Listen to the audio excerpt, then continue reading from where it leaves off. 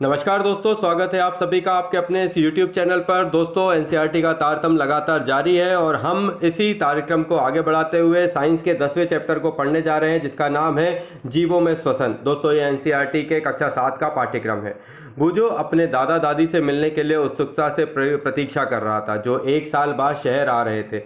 वह शीघ्र से शीघ्र बस स्टॉप पहुंचना चाहता था ताकि उनका स्वागत कर सके। इसलिए वह भागता हुआ गया और कुछ ही मिनट में बस स्टॉप पहुंचा।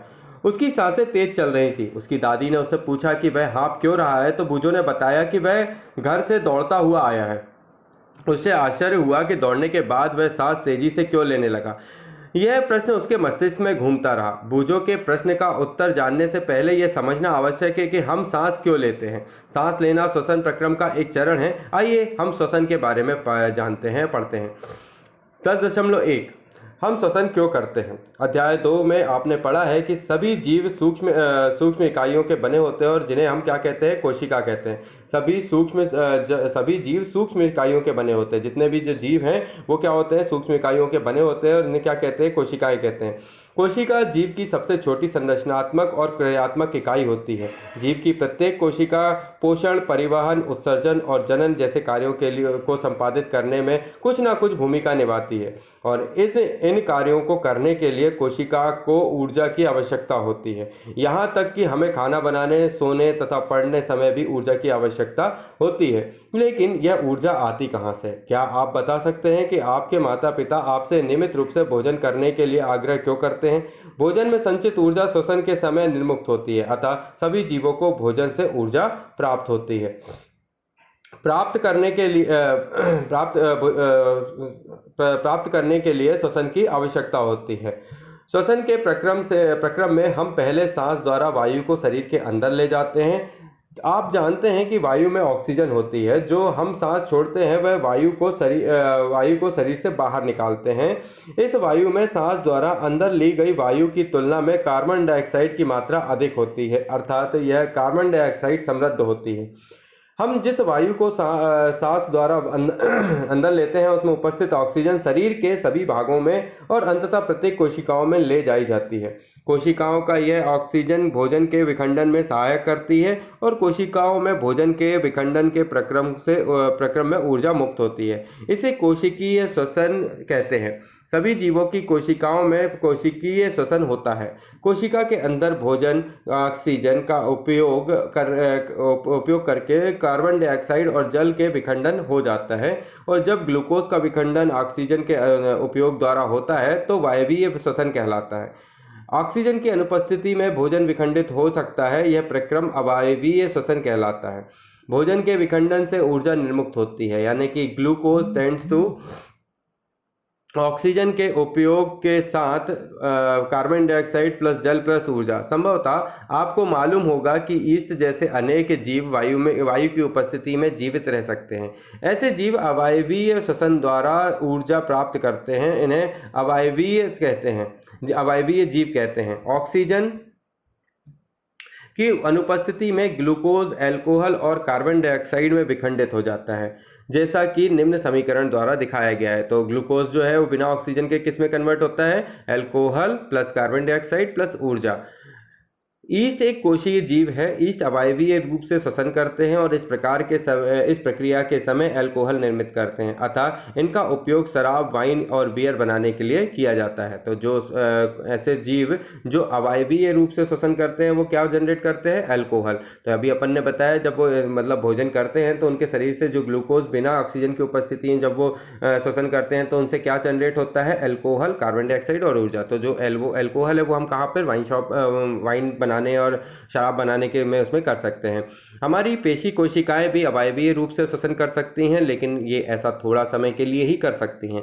वास्तव में यह प्रक्रम उस समय होता है जब ऑक्सीजन की अस्थायी रूप से कमी हो जाती है। बहुत देर तक व्यायाम करने, तेजी से दौड़ने, कई घंटे टहलने, साइकिल चलाने अथवा भारी वजन उठाने जैसे अनेक कार्यों के लिए अधिक ऊर्जा की आवश्यकता होती है। लेकिन ऊर्जा उत्पन्न करने के लिए हमारे शरीर को ऑक्सीजन की आपूर्ति सीमित होती है। ऐसी स्थिति में पेशी कोशिकाएं अवायवीय श्वसन द्वारा ऊर्जा की अतिरिक्त मांग को पूरा करते हैं।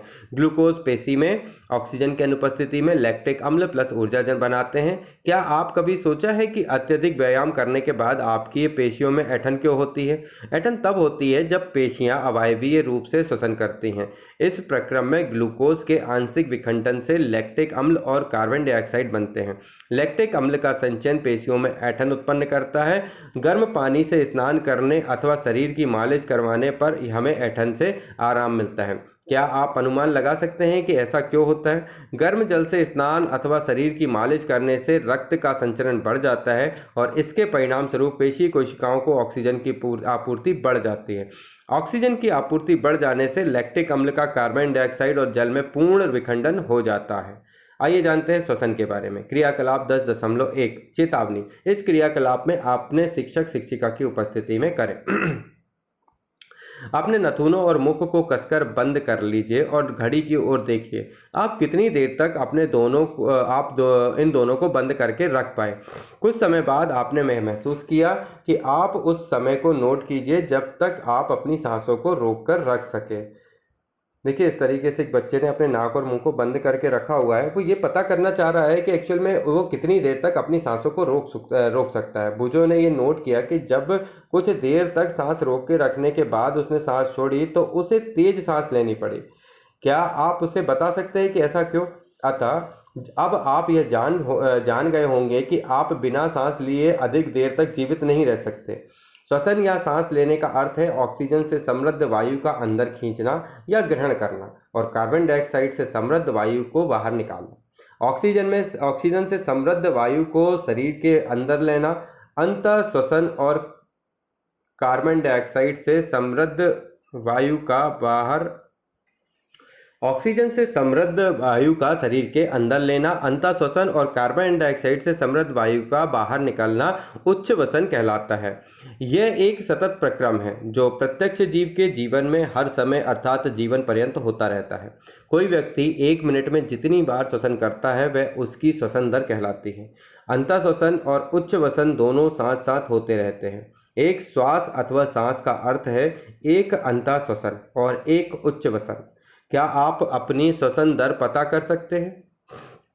क्या आप पता लगाना चाहते हैं? क्या आप यह जानना चाहेंगे कि श्वसन दर स्थिर होती है अथवा यह शरीर को आवश्यकता के अनुसार परिवर्तित होती रहती है?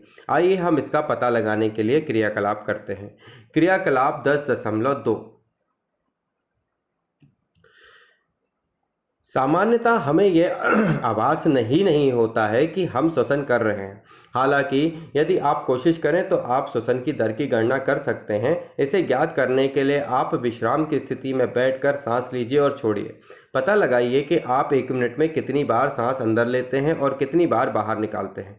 क्या आप उतनी ही बार अंतः श्वसन करते हैं जितनी बार उच्छ्वसन करते हैं? अब तेज चलने और दौड़ने के बाद अपनी श्वसन दर यानी कि श्वसन संख्या पर मिनट की गणना करिए। अपनी श्वसन दर को दौड़ना बंद करने के तुरंत बाद और फिर पूर्ण विश्राम कर लेने के बाद ज्ञात कीजिए। अपने निष्कर्षों को सारणी 10.1 में लिखिए और विभिन्न स्थितियों में अपनी श्वसन दर की तुलना अपने सहपाठियों की श्वसन दर से कीजिए। उपयुक्त क्रियाकलाप में आपने यह अवश्य अनुभव किया होगा कि जब किसी व्यक्ति को अतिरिक्त ऊर्जा की आवश्यकता होती है तो वह तेजी से श्वसन करने लगता है और इसके परिणाम स्वरूप हमारी कोशिका में क्या होता है? हमारी कोशिकाओं में अधिक ऑक्सीजन की आपूर्ति होती है और यह भोजन के विखंडन की दर को बढ़ा देती है जिससे अधिक ऊर्जा निर्मुक्त होती है। क्या इससे यह स्पष्ट हो जाता है कि शारीरिक क्रियाकलाप के बाद हमें भूख क्यों लगती है? पहेली जानना चाहती है कि जब हमें नींद आती है या झपकी आती है तो हम जम्हाई क्यों लेते हैं। देखिए, इससे पहले हम इस चीज़ को पढ़ लेते हैं जो हमने ऊपर छोड़ दिया। कोई वयस्क व्यक्ति विश्राम की अवस्था में 1 मिनट में औसतन 15 से 18 बार सांस अंदर लेता है। मतलब कोई अगर वयस्क व्यक्ति है, नॉर्मली अगर एडल्ट पर्सन है तो वो क्या करता है, 1 मिनट में औसत 15 से 18 बार सांस अंदर लेता है और बाहर निकालता है। अधिक व्यायाम करने वाले श्वसन दर 25 बार प्रति मिनट तक बढ़ सकता है। जब हम व्यायाम करते हैं तो हम ना केवल तेजी से सांस लेते हैं, हम बल्कि गहरी सांस भी लेते हैं और इस प्रक्रम को अधिक ऑक्सीजन ग्रहण करते हैं। तो देखिए क्या है कि जो नॉर्मल व्यक्ति है उसका क्या है दर, वो कम से कम 15 से 18 बार सांस लेता और छोड़ता है 1 मिनट में। और अगर कोई व्यक्ति एक्सरसाइज कर रहा है तो उस समय वो 25 की दर से लेता है। और इसके अलावा जब अपन एक्सरसाइज करते हैं तो लंबी सांसें अंदर लेते हैं और बाहर छोड़ते हैं, जिससे ऑक्सीजन की आपूर्ति पूरी होती है। विभिन्न परिस्थितियों में श्वसन दर में परिवर्तन। सहपाठी का नाम सामान्य अवस्था 10 मिनट तक तेज चलने, 100 मीटर तक दौड़ने और विश्राम की अवस्था में हम इनके पूरे उनको लिख सकते हैं इस सारणी में, जिससे हम ये जान पाएंगे कि कौन कौन से दर पर हमें कितनी श्वसन प्रक्रिया लेनी पड़ती है। आइए आगे जानते हैं। जब आप उम्मीदें होते हैं तो क्या आपकी श्वसन दर कम होती जाती है? क्या आपके शरीर को पर्याप्त ऑक्सीजन मिल पाती है? क्रियाकलाप 10.3। किसी व्यक्ति द्वारा सामान्य दिन में किए जाने वाले विभिन्न क्रियाकलाप पर विचार कीजिए। क्या आप बता सकते हैं कि किसी क्रियाकलाप में श्वसन दर सबसे कम और किसमें सबसे अधिक होगी? अपने अनुभव के आधार पर चित्र 10.3 में दिए गए क्रियाकलापों की श्वसन की बढ़ती दर के क्रम को संख्या द्वारा व्यक्त करिए। आइए इसको व्यक्त करते हैं। देखिए चित्र में दिया हुआ है जो, उसमें क्या कर रहा है बिंद, एक लेडी है वो कपड़े धो रही है, एक लेडी जो है वो सो रही है, बाबूजी चल रहे हैं, एक लड़की दौड़ रही है, ये बंदा ऊपर काम कर रहा है और एक बंदा पढ़ रहा है। तो ये विभिन्न दैनिक क्रियाकलाप में श्वसन दर की भिन्न भिन्न अलग अलग तरीके से होती है। जब कोई हैवी काम होता है तब श्वसन दर तेजी से होती है, और जब नॉर्मल काम होता है तो श्वसन दर नॉर्मल होती है। हम श्वास कैसे लेते हैं, आइए अब हम श्वसन की क्रियाविधि को जानें। सामान्यतः हम अपने नाथुन और नास द्वार से वायु अंदर लेते हैं, और जब वायु का अंतःश्वसन द्वारा अंदर लेते हैं तो हमारे नाथुनों से नासा गुहा में चली जाती है, और नासा गुहा से वायु श्वास नली से होकर हमारे फेफड़ों यानी फुफ्फुस में जाती है। फेफड़े वक्ष गुहा में स्थित होते हैं। देखिए आप पहले अपन इसको देख लेते हैं। वक्ष गुहा में स्थित होते हैं, और वक्ष गुहा जो है वो कहाँ पर होती है, देखो अपन क्या है, सबसे पहले इसको डायग्राम को देखते हैं, समझने की कोशिश करते हैं। ये नासा गुहा है, नाक, यहाँ से अपन ने क्या सांस लिया। दो तरीके से अपन सांस ले सकते हैं, एक मुंह से ले सकते हैं, एक नाक से। बट इसलिए नाक से लेने से इसलिए कहा जाता है क्योंकि यहाँ पर क्या है, उसके जो इनिशियल पॉइंट पर ही उसकी जो इम्प्योरिटीज़ है उसको रोक लिया जाता है ना। नाक में बाल होते हैं, उसके बाद उसमें जो और भी सिस्टम्स के जो चीज़ें होती हैं वो सब उसको रोकती हैं। इसके बाद ये क्या होता है, नीचे की तरफ आता है। नीचे आने के बाद जो ग्रसनी से श्वास नली पर आता है, और श्वास नली से क्या है, डिवाइड करके इनको कहाँ भेज दिया जाता है, फेफड़ों में।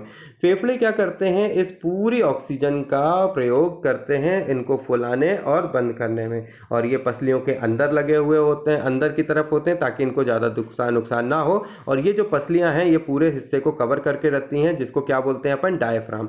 तो ये फेफड़ों में ऑक्सीजन का अंदर जाना और बाहर आना रेगुलरली चलता रहता है, जिससे कि हमें क्या होता है, ऑक्सीजन की पूर्ति हो पाती है, और ये ऑक्सीजन ब्लड के साथ मिलकर हमारे शरीर के सभी अंगों तक पहुंच जाती है।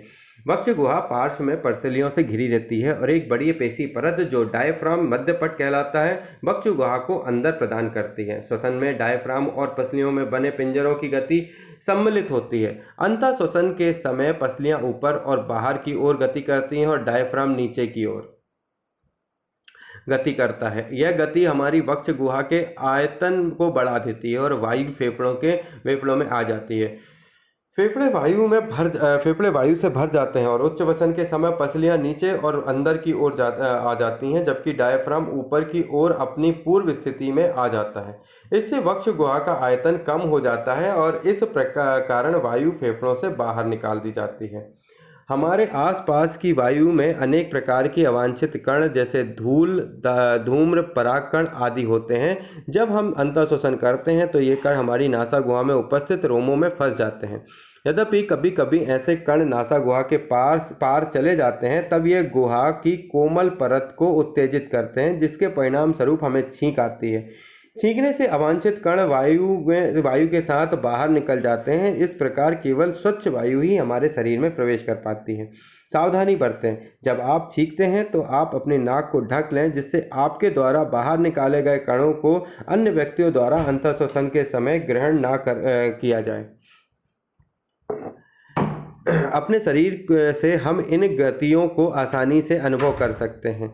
हम एक गहरी सांस लीजिए और अपनी हथेलियों को उदर पर रखिए और उदर की गति को अनुभव कीजिए। आप क्या पाते हैं? यह जान लेने के बाद कि श्वसन के दौरान वक्ष गुहा के अमाप में परिवर्तन होता है, बच्चे सीना फुलाने की स्पर्धा में व्यस्त हो गए। प्रत्येक यह दावा कर रहा था कि वह सीने को सबसे अधिक फुला सकता है।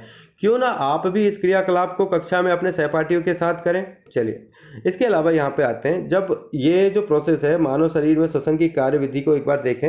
वायु क्या होती है? अंदर की तरफ आती है और अंदर आने के बाद ये क्या होती है? पसलियों के बाहर की ओर गति करता है। मतलब जो फेफड़ों में क्या होता है, डायफ्राम नीचे की ओर गति करता है। मतलब जो डायफ्राम है वो थोड़ा नीचे की तरफ गति करेगा और जो हवा है वो फूलेगी, ऊपर की तरफ बढ़ेगी। तो इससे क्या होगा? ये डायफ्राम के बाहर की तरफ आने की कोशिश करेगा और डायफ्राम क्या होगा? वो नीचे की तरफ थोड़ा सा सरकेगा।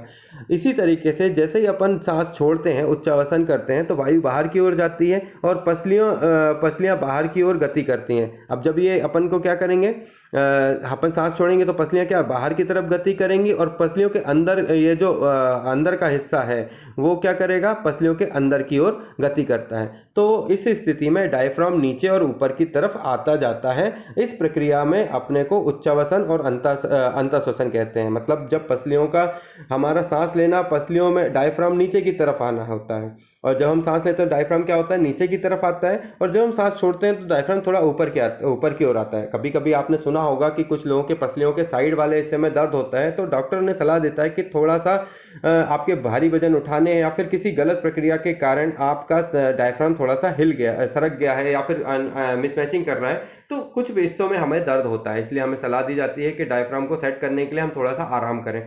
लंबी सांस लेने और लंबी सांस छोड़ने से ये धीरे से क्या होता है? धीरे धीरे अपनी अवस्था में वापस आ जाता है। और एक सिंपल प्रक्रिया है। नॉर्मली योगासन में भी इस चीज़ों को करने का मतलब सलाह दी जाती है। धूम्रपान फेफड़ों को क्षति पहुंचाते हैं। धूम्रपान कैंसर से भी समृद्ध है, इससे अवश्य बचना चाहिए। यह जान लेने के बाद कि श्वसन के दौरान वक्ष गुहा के अमाप में परिवर्तन होते हैं, बच्चे सीना फुलाने लगते हैं, व्यस्त हो जाते हैं। अब ये चीज़ आप भी करके देखिएगा जो मैंने अभी पहले कहा। आइए जानते हैं क्रियाकलाप 10.4। एक गहरी सांस लीजिए।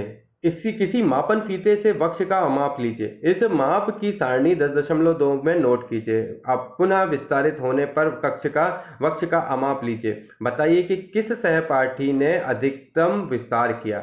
हम श्वसन की क्रियाविधि को एक सरल प्रतिरूप के द्वारा समझ सकते हैं। आइए समझते हैं। जो वक्ष का अमाप और श्वसन का प्रभाव, सहपाठी का नाम, अंतःश्वसन के समय, उच्चावसन के समय और अमाप का अंतर। तो जब हम सांस लेते हैं तो हमारा सीना क्या होता है? फूलता है और फेफड़े जो डायफ्राम है जो थोड़ा सा नीचे सरकता है। पर जैसे ही हम सांस छोड़ते हैं तो डायफ्राम ऊपर की तरफ जाता है और हमारा जो मतलब फेफड़े हैं वो अंदर की तरफ जाते हैं। ठीक है, तो ये प्रोसेस को आप याद रखिएगा। इस प्रोसेस में हमारे वक्ष में डिफरेंस आता है। बूझो जानना चाहता है कि कोई व्यक्ति अपने फेफड़ों में कितनी वायु भर सकता है। आइए जानते हैं। प्लास्टिक के चौड़े मुंह वाली एक बोतल लीजिए। इसके पेंदे को काट कर अलग कर दीजिए। पाए के आकार की कांच अथवा प्लास्टिक की एक नली लीजिए। बोतल के ढक्कन में एक ऐसा छिद्र कीजिए जिससे कि यह नली आसानी से निकल जाए। नली के शाखित सिरे पर 2 गुब्बारे लगा दीजिए। नली का चित्र 10.4 के अनुसार बोतल में लगा दीजिए और अब बोतल का ढक्कन लगा दीजिए तथा इसे इस प्रकार सीलबंद कर दीजिए कि वह वायुरुद्ध हो जाए। बोतल के खुले पेंदे पर रबड़ अथवा प्लास्टिक की एक पतली सीट तानकर किसी रबड़ बैंड की सहायता से बांध दीजिए। आइए देखते हैं किस तरीके से आपको करना है। देखो, इस तरीके से आप कर सकते हो, है ना। फेफड़ों में होने वाले प्रसार को समझने के लिए रबड़ की परत को पकड़कर आधार के नीचे की ओर खींचे और गुब्बारे को देखिए। इसके बाद रबड़ की परत को ऊपर की ओर धकेलिए। गुब्बारे को देखिए। क्या आपको गुब्बारे में कोई परिवर्तन दिखता है?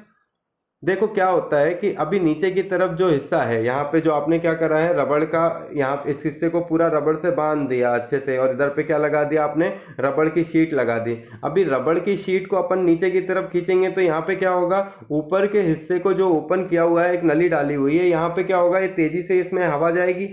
प्लास्टिक की बोतल में गुब्बारे फूलेंगे, पर जैसे ही अपन इसमें क्या है कि ये हवा जो इधर नीचे से इस रबड़ की थैली को नीचे से अंदर की तरफ दबाएंगे तो इसके अंदर भरी हुई हवा भी क्या होगी, इस नली से बाहर निकल जाएगी। तो इससे हम ये जान पाते हैं कि हमारे शरीर के अंदर भी फेफड़ों का किस तरीके से काम होता है। इस मॉडल में गुब्बारे किस अंग को प्रदर्शित करते हैं, रबड़ की परत किसे प्रदर्शित करती है, और आप श्वसन की क्रियाविधि को समझने में समर्थ हो गए हैं। आइए जानते हैं 10.4 हम उच्चावसन में बाहर क्या निकालते हैं।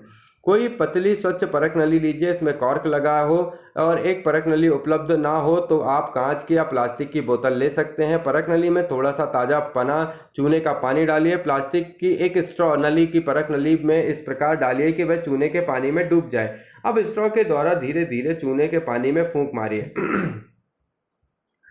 देखिए इस बच्चे ने क्या हो रहा है, वो धीरे धीरे फूंक मार रहा है चूने के पानी में। तो अब क्या है, क्या चूने के पानी में कोई परिवर्तन होता है? क्या आप इसे अध्याय 6 में किए गए अध्ययन के आधार पर समझ सकते हैं? आप जानते हैं कि हम जिस वायु का अंतःश्वसन अथवा उच्चावसन करते हैं वह गैसों का मिश्रण होती है। क्या हम क्या उच्चावसित करते हैं? क्या हम केवल कार्बन डाइऑक्साइड का उच्चावसित करते हैं अथवा उसके साथ गैसों के मिश्रण को भी उच्चावसित करते हैं? आपने यह भी देखा होगा कि अगर आप दर्पण के आगे उच्चावसन छोड़ते हैं तो उसकी सतह धुंधली दिखाई देती है। यह नमी के कारण है। जल के ये बिंदुकण कहाँ से आए? अन्य जंतुओं में श्वसन, हाथी, शेर, गाय, बकरी, मेंढक, छिपकली, सर्प और पक्षियां आदि जंतुओं की वक्ष गुहाओं में मनुष्य की भांति फेफड़े होते हैं। जीव श्वसन कैसे करते हैं? क्या इनके भी मनुष्यों के फेफड़े जैसे ही श्वसन अंग होते हैं? आइए पता करते हैं। भूजो जानना चाहता है कि क्या काकरोच, तिलचिट्टा, घोंगा, मछली, केचुए, चींटी और मच्छर भी फेफड़े होते हैं? काकरोच के शरीर के पार्श्व भाग में छोटे छोटे छिद्र होते हैं।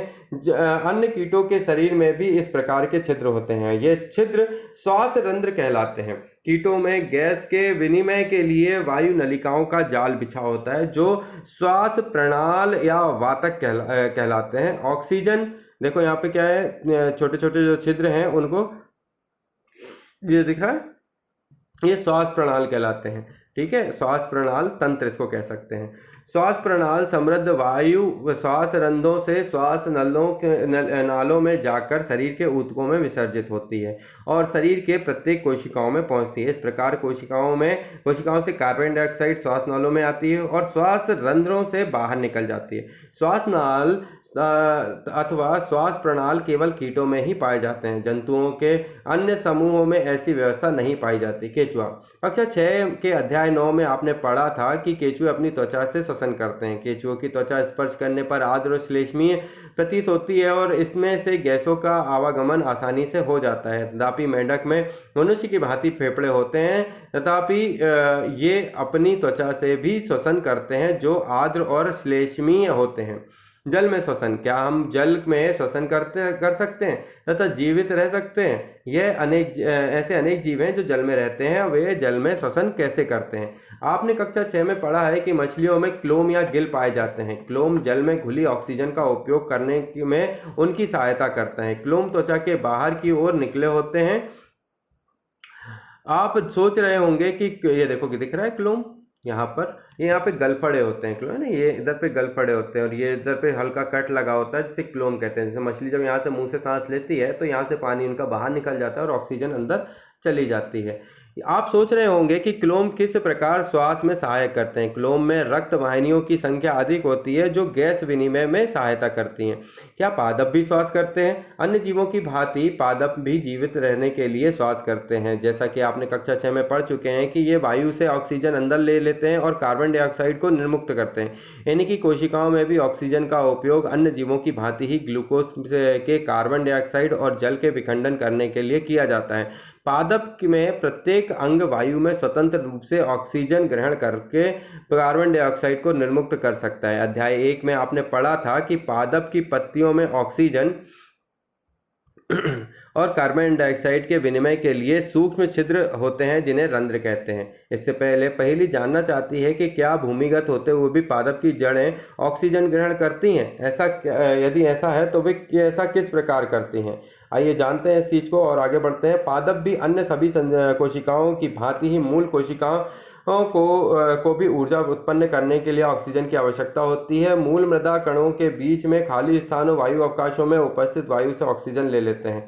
क्या आप अनुमान लगा सकते हैं कि यदि किसी गमले में पौधे में बहुत अधिक पानी डाल दिया जाए तो क्या होगा? इस अध्याय में आपने पढ़ा कि श्वसन एक महत्वपूर्ण जैविक प्रक्रम है। सभी जीवों को अपनी उत्तर जीविका यानी जीवित रहने हेतु आवश्यक ऊर्जा को प्राप्त करने के लिए श्वसन करने की आवश्यकता होती है। देखिए, ये जो आपने देखा, ये मृदा के कण हैं, इनका मूल रोम और वायु का अवकाश, इन सब चीज़ों से होते हुए क्या है, मूल मृदा में अवशोषित कर लेते हैं इन्हीं चीज़ों को। इन्हीं चीज़ों से क्या करते हैं, जो पादप है वो अपना ऑक्सीजन प्राप्त कर लेते हैं। आइए इसके मुख्य शब्द देखते हैं। इसमें देखिए, वायवीय श्वसन, अवायवीय श्वसन, श्वसन दर, कोशिकीय श्वसन, डायफ्राम, उच्छ्वसन, क्लोम, फेफड़े, श्वास नली, अंतः श्वसन, श्वास रंध्र और श्वास प्रणाली। इतने वर्ड अपन ने यहाँ पर सीखे और इनके बारे में सीखा। इनके मुख्य शब्द थे जिनको हमें पढ़ना और समझना आवश्यकता था। आइए इस पूरे अध्याय के एक क्रम को लगातार जो हमने पढ़ा उसके बारे में जानते हैं। सारांश: श्वसन सभी जीवों में जीवित रहने के लिए अनिवार्य है। यह जीवों द्वारा लिए गए भोजन से ऊर्जा को निर्मुक्त करता है। हम अंतः श्वसन द्वारा जो वायु शरीर से अंदर लेते हैं उसमें उपस्थित ऑक्सीजन का उपयोग ग्लूकोज को कार्बन डाइऑक्साइड और जल के विखंडन के लिए किया है। इस प्रक्रम में ऊर्जा निर्मुक्त होती है। ग्लूकोज का विखंडन जीव की कोशिकाओं में होता है, जिसे कोशिकीय श्वसन कहते हैं। यदि भोजन ग्लूकोज ऑक्सीजन के उपयोग द्वारा विखंडित होता है तो यह वायवीय श्वसन कहलाता है, और यदि विखंडन ऑक्सीजन की अनुपस्थिति में होता है तो श्वसन अवायवीय कहलाता है। यानी भोजन को अपन क्या बोल रहे हैं, ग्लूकोज है ना, भोजन का ऑक्सीजन की उपस्थिति में विखंडन वायवीय, और अगर ऑक्सीजन की अनुपस्थिति में अवायवीय। अत्यधिक व्यायाम करते समय जब हमारी पेशी कोशिकाओं में ऑक्सीजन की आपूर्ति अपर्याप्त होती है तब भोजन का विखंडन अवायवीय श्वसन द्वारा होता है, और उस समय क्या बन जाता है, आपने देखा होगा, अम्ल बनते हैं ना। सांस लेना श्वसन प्रक्रम का एक चरण है जिसमें जीव ऑक्सीजन समृद्ध वायु को शरीर के अंदर लेता है और कार्बन डाइऑक्साइड समृद्ध वायु को बाहर निकालता है। गैसों के विनिमय के लिए विभिन्न जीवों में श्वसन अंग भिन्न होते हैं। अंतः श्वसन या निःश्वसन के समय हमारे फेफड़े विस्तारित होते हैं और उच्छ्वसन के साथ वे अपनी मूल अवस्था में आ जाते हैं। शारीरिक सक्रियता के बढ़ने पर श्वसन दर बढ़ जाती है। शारीरिक सक्रियता के बढ़ने पर श्वसन दर क्या हो जाती है, बढ़ जाती है। गाय, भैंस, कुत्ते और बिल्ली जैसे जीवों में श्वसन अंग और श्वसन प्रक्रम मानव के समान ही होते हैं। केंचुओं में गैसों का विनिमय उसकी आर्द्र त्वचा के माध्यम से होता है। मछलियों में क्लोम और कीटों में श्वास प्रणाली के माध्यम से होता है। पादप में मूल मृदा में उपस्थित वायु को ग्रहण करती है, और पत्तियों से नन्हे छिद्र होते हैं जिन्हें रंध्र कहते हैं, जिनसे गैसों का विनिमय होता है। पादप कोशिकाओं में ग्लूकोज का विखंडन अन्य जीवों की तरह ही होता है। आइए जानते हैं महत्वपूर्ण बात की एक और जानकारी। क्या आप जानते हैं कि हमारे लिए ऑक्सीजन अनिवार्य है, लेकिन जो जीव इसका उपयोग नहीं करते उनके लिए ऑक्सीजन विषाक्त होती है। वास्तव में मानव एवं अन्य जीवों के लिए भी लंबे समय तक शुद्ध ऑक्सीजन में श्वसन करना हानिकारक हो सकता है। तो ये एक बहुत अच्छी बात थी, जानकारी हमने इस माध्यम से, इस अध्याय के माध्यम से आप तक पहुंचाई। जीवों में श्वसन के बारे में जनरल हम श्वसन करते हैं, पर हम कितनी सारी गोपनीय चीज़ों को नहीं जानते हैं। इन सारी चीज़ों के बारे में हमने इससे जाना, और ये प्रक्रम जो है लगातार जारी रहेगा। एनसीईआरटी का अगला अध्याय आपके सामने जल्दी ही आएगा। जब तक हमारे पास कुछ खास नया नहीं है, हमें दीजिए इजाज़त। जय हिंद, जय भारत। थैंक यू दोस्तों।